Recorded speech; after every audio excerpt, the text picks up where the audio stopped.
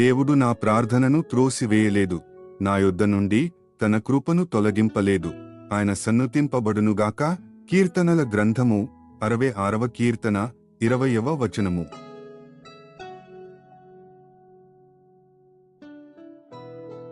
దేవుడు నా ప్రార్థనను త్రోసివేయలేదు, నా యొద్ద నుండి తన కృపను తొలగింపలేదు.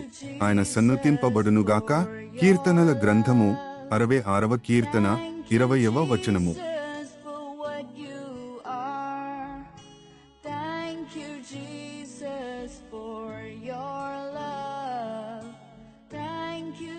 దేవుడు నా ప్రార్థనను త్రోసివేయలేదు, నా యొద్ద నుండి తన కృపను తొలగింపలేదు.